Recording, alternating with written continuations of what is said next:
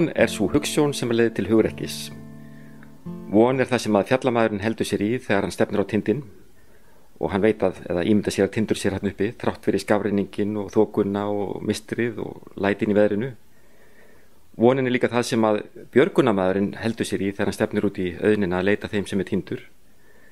Og vonin það sem að sá sem tindur getur haldið sér í þangað til hjálpin berst.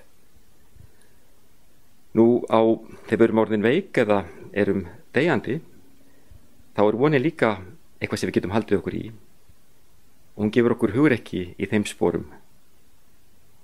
Og þessa afstöðu, það að segja líf í von, má kalla trú.